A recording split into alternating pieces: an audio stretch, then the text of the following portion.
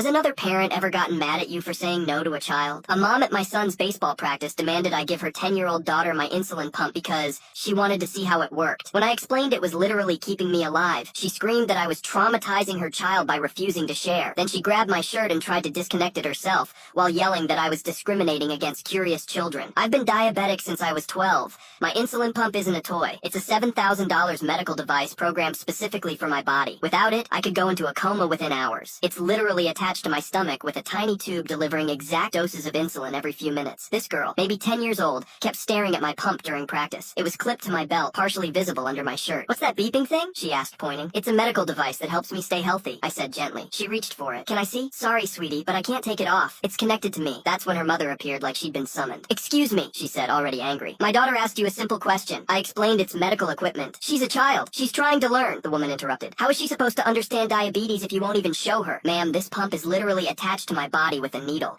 I can't just hand it over." Her face turned red. "So you're saying my daughter isn't trustworthy? She's very mature for her age." "It's not about trust. If this gets disconnected, I could die." "Don't be so dramatic," she snapped. "It's just for a minute. You can reconnect it." Other parents were starting to look over. My son was watching from the dugout, looking embarrassed. "The answer is no," I said firmly. That's when she completely lost control. "This is what's wrong with society," she screamed. "People like you act like your problems make you special. My taxes probably paid for that machine." She stepped closer. "You know what? If you won't educate my child, I will." Before I could react, she grabbed the front of my shirt and yanked it up, exposing the pump site on my stomach. Her other hand reached for the tubing. "Don't touch that," I shouted, stumbling backward, but she kept coming. "It's not that complicated. See, Miranda? He's just being selfish." I felt the tug as she grabbed the tubing. If she pulled any harder, the cannula would rip out of my skin. "Get off me!" I yelled, louder than I'd ever yelled in public. That's when Coach Davis, a former Marine, stepped between us. "Ma'am, step back now," he commanded in a voice that could stop traffic. She was still holding my tubing. "He assaulted me. I was just trying to—" "I watched the whole thing," Coach Davis said slowly. "You just committed battery. On camera." He pointed to the field's security camera. "That's a felony when it involves medical equipment." Her hand dropped. Her face went white. "Furthermore," the coach continued, "attempting to remove someone's life-sustaining medical device, that's attempted murder in this state." Her daughter started crying. "Mom, I didn't want you to—" "Shut up, Miranda," she snapped. Coach Davis pulled out his phone. "I'm calling the police. Don't move." "Wait." Her whole demeanor changed. "I didn't mean— I was just trying to help her learn. Please, I have a job. I can't— Should have thought of that before you attacked a diabetic father," I said, still shaking. While we waited for police, she tried everything. She cried. She apologized. She offered to pay me. She even tried to blame her daughter, saying Miranda has boundary issues. The police took statements from 6 witnesses. They arrested her for assault and battery. As they led her away in handcuffs, she screamed that I'd ruined her life over a simple misunderstanding. Her husband showed up an hour later to get Miranda. He looked exhausted, like this wasn't his first time dealing with his wife's behavior. "I'm sorry," he said quietly. "She's been getting worse. We're in counseling, but—" He shrugged helplessly. My son didn't talk the whole ride home. Finally, he asked, "Dad, why did she think she could just take your pump?" I thought about it. Some people think their wants matter more than other people's needs. That's messed up. Yeah, buddy, it really is. The next week, I got a letter from her lawyer asking me to drop the charges. Said she was a devoted mother who made a mistake in the heat of the moment. I wrote back with 2 words. Absolutely not. She pled guilty to avoid trial. Got 6 months probation, anger management classes, and a restraining order. She's banned from all youth sports facilities in our district. Coach Davis told me her daughter still comes to practice. Her dad brings her now. She waves at me sometimes, and I wave back. Last week, she walked up to me after practice. "I'm sorry my mom grabbed you," she said quietly. "I didn't want her to do that. I know, sweetie, it wasn't your fault. My dad got me library books about diabetes. I'm learning the right way now. Sometimes kids understand what their parents never will. Curiosity doesn't give you the right to someone else's body. And some parents need handcuffs to learn that no means no."